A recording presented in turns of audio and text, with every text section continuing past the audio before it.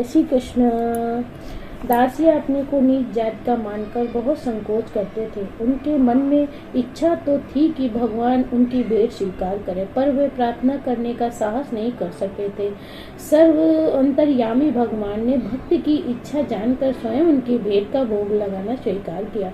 प्रातःकाल उठते ही दासिया सोचने लगे कि भगवान को क्या भोग लगाऊं। उन्होंने कुछ कपड़ा बुन रखा था, उसे बेचने ग्राम में निकले। एक ब्राह्मण ने कपड़ा खरीदा। कपड़ा लेकर ब्राह्मण पैसे लेने घर के अंदर गया। दासिया द्वार पर खड़े रहे। द्वार पर खड़े खड़े दासिया की नजर एक नारियल के पेड़ पर पड़ी। उस पेड़ पर एक ही फल लगा था, वह पक चुका था। वे सोचने लगे, यदि यह फल मुझे मिल जाए तो इसे भगवान को चढ़ाऊं। पैसा लेकर जब ब्राह्मण निकले तब दासिया ने वह नारियल मांगा। ब्राह्मण ने पहले तो वृक्ष का पहला फल देने को अस्वीकार कर दिया, पर फिर उसके मन में लोभ आ गया। दासिया के आग्रह करने पर कपड़े के पूरे मूल्य के रूप में नारियल देना उसने स्वीकार कर लिया। दासिया ने बड़ी प्रसन्नता से यह शर्त मान ली और नारियल लेकर घर चले आए। बालीग्राम दास रोज कपड़ा बुनते थे।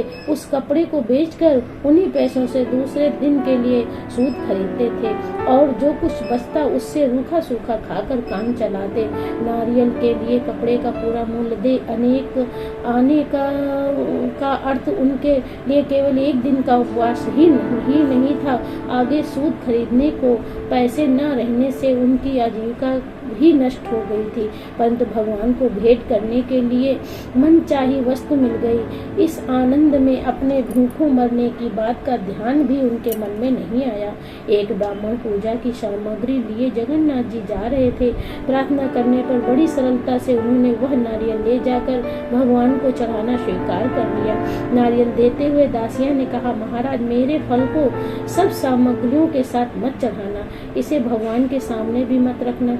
अपनी पूजा से आप जब छुट्टी पा लेना तब सबसे पीछे गरुड़ स्तंभ के पास खड़े होकर इसे लेकर हाँ कहना, प्रभु बालीग्राम दास ने आपके लिए यह श्रीफल भेजा है, आप इसे ग्रहण करें। आप इतना कहकर चुपचाप खड़े रहना।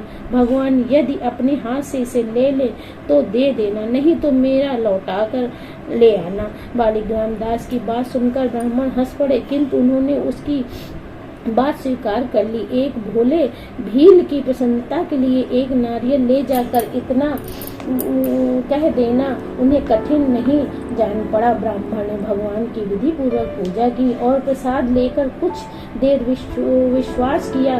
घर लौटते समय उन्हें उस नारियल की याद आई। उसे देकर वे गरुड़ स्तंभ के पास गए। हाथ में नारियल लेकर उन्होंने प्रार्थना की, स्वामी, आपके लिए बालीग्राम दास ने यह श्रीफल भेजा है और कहा है कि भगवान अपने हाथ से ले तो देना, नहीं तो लौटा लाना। अब आप यह तो कृपा करके इस फल को ग्रहण करें या मैं लौटा ले जाऊं।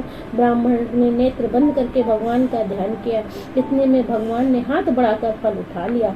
आश्चर्यचकित ब्राह्मण ने नेत्र खोलकर देखा कि श्री जगन्नाथ जी उस फल का भोग लगा रहे हैं। वह भगवान के कर स्पर्श से आनंद मग्न हो गया। बालीग्राम दास के सहज विश्वास और प्रेम की भूरी भूरी प्रसन्नता करने लगा। घर लौटकर ब्राह्मण ने बालीग्राम दास को मंदिर की सारी घटनाएं बताईं और जय श्री कृष्ण, राधे राधे। अगर आपको ये कथा अच्छी लगे तो प्लीज़ सब्सक्राइब, लाइक और कमेंट ज़रूर करें। जय श्री कृष्ण।